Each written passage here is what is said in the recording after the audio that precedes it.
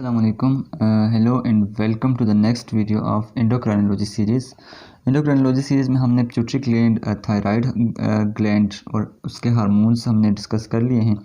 उसके बाद हम आते हैं एड्रीनोकार्टिकल हार्मोन्स। पिछली वीडियो में हमने एड्रीनोकार्टिकल हार्मोन्स की हिस्टोलॉजी और एनाटॉमी डिस्कस कर लिए। अब हम आएंगे एड्रीनोकार्टिकल हार्मोन्स पे आएंगे, यानी एड्रीनल कार्टिक्स कौन कौन से हार्मोन रिलीज़ करता है, ठीक है। और इन सीरीज़ ऑफ वीडियोज़ या कपल ऑफ वीडियोज़ में हम एड्रेनल कार्टिक्स में एल्डोस्टेरॉन को डिस्कस करेंगे, ठीक है। एल्डोस्टेरॉन पे आएंगे। एल्डोस्टेरॉन एक काफ़ी मिनरलोकैटिकाइड है और it's a very important hormone, ठीक है। तो इसकी सबसे पहले हम क्या क्या चीज़ें डिस्कस करेंगे। सबसे पहले हम जनरल डिस्कस करेंगे, यानी एड्रीनोकार्टिकल हार्मोन्स कैसे रिलीज़ होते हैं, ठीक है, वो जनरल हम डिस्कस करेंगे। उसके बाद हम आएंगे स्टिमुलाई पर, यानी स्टिमुलाई कौन कौन सी हैं। उसके बाद हम सिंथेसिस पे आएंगे। सिंथेसिस हम मेन फोकस एल्डोस्टेरॉन पे होगा, लेकिन जनरल चार्ट डिस्कस करेंगे क्योंकि इम्पोर्टेंट है, ठीक है। तो उसके बाद हम फंक्शंस पे आएंगे, ठीक है। ये हमारे टॉपिक्स हैं और उसके बाद जो वीडियोस होंगी उनमें हम मैकेनिज्म ऑफ एक्शन और रेगुलेशन नेक्स्ट वीडियोस में करेंगे, ठीक है। तो अगर हम जनरल में आएँ तो सबसे पहले हाइपोथैलेमस का हमारे पास ये क्या है, हाइपोथैलेमस है और ये पिट्यूटरी ग्लैंड है, एक स्कीमेटिक डायग्राम है, ठीक है। तो हाइपोथैलेमस के जो पैरा वेंट्रिकुलर न्यूक्लियस होता है, this is a very important nucleus. जितने भी हमारे पास रिलीजिंग हार्मोन हैं अबाउट इसी से रिलीज़ होते हैं, ठीक है। तो अगर हम एक चीज़ देखें तो पहले भी रिवाइज की है हमने कि जो हमारे पास इंटीरियर पिट्यूटरी के लिए जो स्टिमुलाई आनी होती है वो हमारे पास हाइपोथैलेमस के जो लोअर मोस्ट पोर्शन होता है विच इज़ कॉल्ड मीडियन एमिनस, तो उसमें हमारे पास ये वाले जो न्यूरॉन्स होंगे इसमें छोड़ देंगे, ठीक है। अब यहाँ क्या हम डिस्कस करेंगे, यहाँ क्या होगा कि कार्टिकोट्रोपिन रिलीजिंग हार्मोन आएगा, ठीक है। सबसे पहले हाइपोथैलेमस से क्या आता है, कार्टिकोट्रोपिन रिलीजिंग हार्मोन। कार्टिकोट्रोपिन रिलीजिंग हार्मोन आता है तो वो हमारे पास मीडियन एमिनस में यहाँ छोड़ेगा और यहाँ जो होगा प्राइमरी कैपिलरी प्लेक्सिस इसको लेगा, वो हमारे पास नीचे इंटीरियर पिट्यूटरी में आएगा और सेकेंडरी कैपिलरी प्लेक्सिस में छोड़ेगा और वो आगे किसको स्टिमुलेट करेगा, कार्टिकोट्रोपिन है तो कार्टिकोट्रोफ्स को स्टिमुलेट करेगा। Corticotrophs are the cells of the anterior pituitary, corticotrophs, ठीक है। कार्टिकोट्रोफ्स को स्टिमुलेट करेगा इंटीरियर पिट्यूटरी में और कार्टिकोट्रोफ्स आगे क्या रिलीज़ करना है, ACTH रिलीज़ करना है, ठीक है। ACTH रिलीज़ करना है, ACTH ने आना है और यहाँ हमारे पास ये क्या है, ये हमारे पास एड्रीनल ग्लैंड है, suprarenal gland, also it is called suprarenal gland. And ये इसका जो रेड पोर्शन है ये एड्रीनल मेडुला है और जो हमारे पास ये जो ऊपर 3 पोर्शंस हैं, मैंने एड्रीनल कार्टिक्स है जिसको मैंने 3 पार्ट्स में डिवाइड किया है, ठीक है। सबसे जो ऊपर वाला पार्ट होता है वो हम इसके जो पार्ट्स को हम GFR से कह सकते हैं, ठीक है। सबसे ऊपर वाला पार्ट होगा जोना ग्लोमेरुलोसा होगा और उससे नीचे zona fasciculata and the black one is here the zona reticularis, ठीक है। यहाँ हम स्पेशली अगर हम पहले जनरल हार्मोन्स को देख लेते हैं कि कौन से हार्मोन्स हैं, तो जो जोना ग्लोमेरुलोसा है उससे मिनरलोकैटिकाइड्स और मिनरलोकैटिकाइड में एल्डोस्टेरॉन इज़ मोस्ट इम्पॉर्टेंट, ठीक है। अगर हम जोना फेसिकुलेटा को देखें तो उससे हमारे पास कौन से हार्मोन्स आते हैं, ग्लूकोकार्टिकाइड्स, और ग्लूकोकार्टिकाइड्स में the best example is cortisol, ठीक है। इसके अलावा सिंथेटिक्स में आपके पास डेक्सामेथासोन और वो सब कुछ आते हैं, ठीक है। उसके बाद रेटिकुलरिस है तो रेटिकुलरिस में एंड्रोजेंस हैं, ठीक है, और सेक्स हार्मोन्स होते हैं, testosterone, oestrogen, small amounts of sex hormone. तो यहाँ ACTH आया है तो एक बात हमने ये याद रखनी है कि ACTH का जो मोस्टली इफेक्ट होता है वो हमारे पास नीचे वाली 2 लेयर्स में होता है, ठीक है। ये बात याद रख लेते हैं कि ACTH का जो मेजर इफेक्ट होगा वो इस पे होगा और इस एल्डोस्टेरॉन यानी मिनरलोकैटिकाइड या ग्लोमेरुलस पे इफेक्ट लिटिल बिट होता है, इतना नहीं होता जितना इंपॉर्टेंट ज़रूर होता है, यानी इनिशिएट ज़रूर करता है ग्लोमेरुलस की सिक्रीशंस यानी एल्डोस्टेरॉन की सिक्रीशन, लेकिन एज सच ऐसा इफेक्ट नहीं होता जिन पे जैसा इन पे इफेक्ट होता है, ठीक है। तो ये हम ACTH पर आ गए हैं। अब हम आते हैं कि जोना ग्लोमेरुलोसा के लिए स्टिमुलाई कौन कौन सी हो सकती हैं, क्योंकि हमने एल्डोस्टेरॉन प्रोडक्शन करवानी है, ठीक है। अब हम इस वीडियोज़ में इस जो अपर मोस्ट लेयर है which is called zona glomerulosa, इस पर फोकस करेंगे। तो इसके लिए कौन कौन सी स्टिमुलाई हो सकती हैं, तो स्टिमुलाई इसके लिए हमारे पास क्या हो सकती है, सबसे पहले एंजियोटेंसिन एल्डोस्टेरॉन सिस्टम यानी एंजियोटेंसिन 2। एंजियोटेंसिन 2 इसके लिए सबसे पोटेंट स्टिमुलाई है इसके सेल के लिए, और दूसरी स्टिमुलाई इसके लिए उससे थोड़ी सी कम पोटेंट, जिसे हम कह सकते हैं तो वो है अच्छा, एक होती है इसके लिए पोटाशियम आयन का इंक्रीज़ होना भी इसके लिए स्टिमुलाई होती है। और जो दूसरी स्टिमुलाई है इसके लिए वो मैं आपको बता देता हूँ कि तो ACTH जो हम लेके आए थे वो हमारे पास है ACTH, ठीक है। सबसे जो पोटेंट स्टिमुलाई है वो एंजियोटेंसिन है, उसके बाद पोटाशियम है और उसके बाद ACTH है, ठीक है। और the fourth one stimuli is हमारे पास सोडियम का लेवल यानी डिक्रीज़ होना, पोटाशियम का लेवल इंक्रीज़ होना इसके लिए और सोडियम का लेवल डिक्रीज़ होना, और ये हमारे पास ज़्यादा पोटेंट स्टिमुलाई है एज़ कम्पेयर टू सोडियम, ठीक है। अब हम ये देखते हैं कि स्टिमुलाई का मतलब है कि इसके सेल्स पर उसके रिसेप्टर्स होंगे, ठीक है। जो हम रेगुलेशन वाले लेक्चर में डिटेल से डिस्कस करेंगे कि किस तरह हमारे पास रिसेप्टर होंगे और कौन सा मैसेंजर सिस्टम, लाइक हम एग्जांपल दे देते हैं, this is the one cell of zona glomerulosa.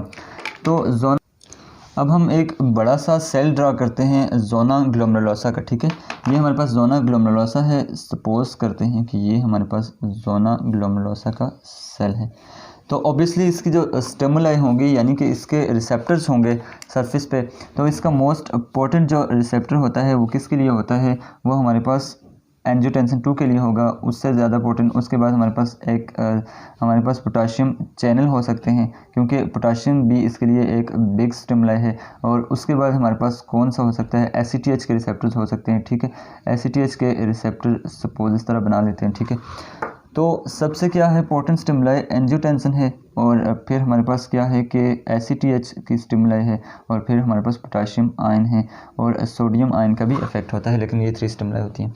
ये अब हम सिंथेसिस पे आते हैं। तो सिंथेसिस के लिए इम्पोर्टेंट है कि सिंथेसिस की काफ़ी इंपॉर्टेंट है, और एक चीज़ सिंथेसिस के लिए इम्पोर्टेंट है कि यानी कोलेस्ट्रॉल, जो हम जानते हैं कि ये हमारे पास स्ट्राइडोजेनिक सेल्स है, ठीक है। स्ट्राइडोजेनिक सेल्स मीन यहाँ पर कोलेस्ट्रॉल जो होगा स्ट्राइडोजेनिक हार्मोन में कन्वर्ट होगा, यानी स्ट्राइड इन नेचर। ये जितने भी हमारे पास हार्मोन्स होंगे एड्रिनल कॉर्टेक्स के, वो हमारे पास क्या होंगे, स्ट्राइड इन नेचर होंगे। और वो हमारे पास डिराइव कहाँ से होंगे, तो वो हमारे पास कोलेस्ट्रॉल से डिराइव होंगे। अब क्वेश्चन ये इराइज होता है कि ये कोलेस्ट्रॉल आएगा कहाँ से, ठीक है। आपसे एग्जामिनर वाइवा में पूछ सकता है कि कोलेस्ट्रॉल के सोर्सेज कौन कौन से हैं, ठीक है। तो ये याद रख लेते हैं कि कोलेस्ट्रॉल के इसमें हमारे पास 4 सोर्सेज हैं। तो 4 सोर्सेज कौन कौन से हैं। सबसे जो बिग सोर्स है वो हमारे पास 80% सोर्स है, यानी 80% आता है, तो वो हमारे पास LDL से आता है, ठीक है। LDL कहाँ होता है, ठीक है। LDL हमारे पास ब्लड में है, ये हमारे पास ये ब्लड वेसल्स हैं। तो ब्लड से हमारे पास LDL आएगा, और यहाँ पर इस सेल में एक डिप्रेशन होता है, ठीक है। ये हमारे पास डिप्रेशन है which is called coated pit. Coated pit पर LDL के रिसेप्टर्स होंगे, और LDL हमारे पास ब्लड से आएगा और LDL यहाँ रिसीव करेगा। अच्छा, ये LDL आता भी कब है, याद रखें कि कोलेस्ट्रॉल के जो हमारे पास ये जो स्ट्राइड इन नेचर हार्मोन्स होते हैं, ये सेल में कभी भी स्टोर नहीं होते, क्योंकि ये हमारे पास लिपिड इन नेचर हैं, और ये जो हमारे पास मेम्ब्रेन है this is also lipid in nature. So these hormones are soluble in lipids and when they will be store they will leave the cell. यानी जब भी हमारे पास सेंसाइज होते हैं तो ये एकदम लीव कर जाते हैं, ठीक है। सेल को लीव करते हैं और ब्लड में आ जाते हैं। इस वजह से स्टेरॉइड हार्मोन कभी भी हमारे पास स्टोर नहीं होते, अब उसी वक्त प्रोड्यूस होंगे जिस वक्त इनकी स्टिमुलाई आएगी। अब हमारे पास जो ACTH आता है, वो ACTH इसकी अपटेक को भी इन्हांस करता है, यानी अगर हमारे पास कोलेस्ट्रॉल हार्मोन चाहिए तो वो उसी वक्त प्रोड्यूस होंगे, ठीक है। उसी वक्त प्रोड्यूस होंगे, LDL उसी वक्त अपटेक होगा, ठीक है।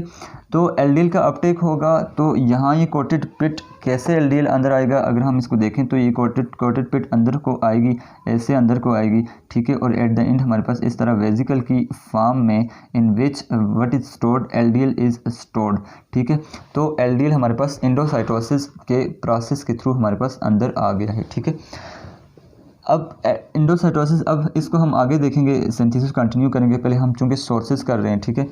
तो दूसरा सोर्स हमारे पास कौन सा है, दूसरा source de novo synthesis. What is de novo synthesis, we can call it के new synthesis of cholesterol inside the cell. यानी हमारे पास ये जो स्ट्राइडोजेनिक सेल्स हैं तो ये कोलेस्ट्रॉल बनाते भी हैं, ठीक है। किससे बनाते हैं, हमारे पास जो एसीटेट आता है, या हम इसे कहते हैं एसिटाइल को ए। एसिटाइल को ए हमारे पास 2 कार्बन है, इससे हमारे पास स्टेप्स होते हैं और 27 कार्बन हमारे पास कोलेस्ट्रॉल बन जाता है एट द एंड। ये हम नोवो सिंथेसिस ऑफ कोलेस्ट्रॉल में पढ़ेंगे, ठीक है। This is the second source and what is the third source. ये भी कंसिडर किया जाता है कि जो थर्ड सोर्स है वो हमारे पास HDL है, और HDL वाले कोलेस्ट्रॉल को इंपॉर्टेंट भी समझा जाता है, ठीक है। यानी HDL also contain the cholesterol, और HDL के रिसेप्टर्स भी होते हैं और HDL भी आता है ब्लड से, ठीक है। थर्ड, अगर हम fourth and rare source which is very rare तो उसको हम पढ़ें तो हम ये जानते हैं कि जो हमारे पास जो मेम्ब्रेन होती है this is lipid bilayer membrane, ठीक है। लिपिड बाइलेयर मेम्ब्रेन, और इस पे बाज़ जगहों पर कोलेस्ट्रॉल भी होता है, ठीक है। तो जो हमारे पास फोर्थ सोर्स है this cholesterol is the fourth source, यानी मेम्ब्रेन से भी आ सकता है, ठीक है। तो ये अगर आपके पास शॉर्ट क्वेश्चन आ सकता है कि यानी उसके सोर्सेज कौन से हैं, तो अगर आप चारों सोर्सेज लिखेंगे तो आपको फुल मार्क्स मिलने के चांसेस ज़्यादा हैं, ठीक है। तो the fourth sources membrane cholesterol, membrane cholesterol. अब हमारे पास कोलेस्ट्रॉल अंदर आ चुका है, तो अब हमने सिंथेसिस स्टार्ट करनी है कि कोलेस्ट्रॉल अब कैसे होगा। यानी अगर सपोज़ ये वाला कोलेस्ट्रॉल है तो अब इसकी सिंथेसिस कैसे होगी, ठीक है। अब हम सिंथेसिस की तरफ थोड़ा सा आ जाते हैं, ठीक है। तो ये अब क्या किसके साथ मिलेगा, लाइसोसोम्स के साथ मिलेगा, और कोलेस्ट्रॉल की यानी ब्रेक डाउन होके तो कोलेस्ट्रॉल हमारे पास रिलीज़ हो जाएगा, ठीक है। कोलेस्ट्रॉल हमारे पास जब रिलीज़ होगा तो अब इसको इंटेक्ट अब हमारे पास सिंथेसिस किन दो ऑर्गन्स में होनी है, ठीक है। याद रखें कि सिंथेसिस के जो स्टेप्स हैं वो mitochondria plus smooth endoplasmic reticulum दोनों में होंगे, ठीक है। सबसे पहले इसका अपटेक कौन करेगा, इसका अपटेक कोलेस्ट्रॉल का अपटेक माइटोकॉन्ड्रिया करेगा, और माइटोकॉन्ड्रिया इसका फर्स्ट स्टेप परफॉर्म करेगा, ठीक है। माइटोकॉन्ड्रिया का फर्स्ट इसके जो स्टेप्स होंगे वो हम कर लेते हैं। यानी कोलेस्ट्रॉल के स्टेप्स कौन कौन से हैं, यानी जो हमारे पास सबसे पहले जो कोलेस्ट्रॉल होता है सबसे पहले वो किस में कन्वर्ट होता है, प्रेग्निनोलॉन में कन्वर्ट होता है, ठीक है। प्रेग्निनोलॉन, आगे प्रेग्निनोलॉन से आगे हमारे पास जो हॉरिजॉन्टल पाथवेज होंगे वो हम दूसरे हार्मोन्स की सिंथेसिस में पढ़ेंगे। यानी जो दूसरे हमारे पास अगर हमारे पास ये ग्लोमेरुलोसा है, ठीक है, ये हमारे पास ग्लोमेरुलोसा है तो उसमें ये वाला पाथवे चलेगा, एल्डोस्टेरॉन वाला पाथवे चलेगा, ठीक है, जो हमारे पास वर्टिकल पाथवे है। अगर तो हमारे पास ये सेल्स हैं जोना फेसिकुलेटा के या हमारे पास जोना रेटिकुलरिस के सेल्स हैं, तो उनमें क्या सेंसाइज होना है, सेक्स हार्मोन सेंसाइज होने हैं, एंड्रोजन सेंसाइज होने हैं, तो उनमें दूसरे कार्टिसोल सेंसाइज होने हैं। तो उनमें हमारे पास हॉरिजॉन्टल पाथवेज चलेंगे, वो भी ईजी हैं, लेकिन वो हम आगे जब हम कार्टिसोल के फंक्शन वगैरह पढ़ेंगे तो उनमें कर लेंगे। यहाँ हम एल्डोस्टेरॉन की सिंथेसिस कर रहे हैं, ठीक है। तो प्रेग्निनोलॉन किस में कन्वर्ट होगा, हमारे पास प्रोजेस्टेरॉन में कन्वर्ट होगा, प्रोजेस्टेरॉन में कन्वर्ट हो सकता है, या वो हमारे पास डायरेक्टली 11-डीऑक्सी कार्टिकोस्टेरॉन में भी कन्वर्ट हो सकता है, विच इज़ कॉल्ड 11-डीऑक्सी कार्टिकोस्टेरॉन, ठीक है, कार्टिकोस्टेरॉन में। और उसके बाद क्या है कि कार्टिकोस्टेरॉन है, और उसके बाद हमारे पास एल्डोस्टेरॉन, हमारे पास एट द एंड क्या आएगा, एल्डोस्टेरॉन, जो हमारे पास इन प्रोडक्ट था, ठीक है। अब हमारे पास ये जो फर्स्ट स्टेप है इसके एंजाइम का क्या नाम है, ये हमारे पास सारे के सारे जो होंगे 450 एंजाइम होंगे और मोस्टली हाइड्रोक्साइलेजेस होंगे, ये याद रखें। हर एंजाइम याद रखने की एज सच ज़रूरत नहीं है। जो फर्स्ट एंजाइम है उसको हम जो रेट लिमिटिंग स्टेप है उसको हम याद रख लेते हैं कि विच इज़ कॉल्ड कोलेस्ट्रॉल डिस्मोलेज, ठीक है, कोलेस्ट्रॉल डिस्मोलेज, ठीक है। ये हम रेगुलेशन में पढ़ेंगे कि ये हमारे पास यानी ACTH और ये हमारे पास एंजियोटेंसिन 2 ये किस तरह हमारे पास सेकंड मैसेंजर सिस्टम चलाएंगे, और protein kinase A at the end हमारे पास किस तरह बनेगा, और इसके हर स्टेप को स्टिमुलेट करते हैं, ठीक है। ये वाली चीज़ें इसको स्टिमुलेट करती हैं, और इसके अलावा पोटाशियम आयन भी अंदर सिग्नल्स भेजेगा, और वो भी हमारे पास कोलेस्ट्रॉल की सिंथेसिस को कोलेस्ट्रॉल से एल्डोस्टेरॉन की सिंथेसिस को स्टिमुलेट करेंगे, ठीक है। ये हमारे पास था कोलेस्ट्रॉल की synthesis, this is rate limiting step. Angiotensin 2 के इफेक्ट्स भी इस पे होंगे, ACTH के इफेक्ट्स भी होंगे, ठीक है। तो ये था सिंथेसिस। उसके बाद हम इसी वीडियो के नेक्स्ट पार्ट पे आते हैं कि नेक्स्ट पार्ट में हम डिस्कस कर लेते हैं फंक्शंस को डिस्कस कर लेते हैं, ठीक है।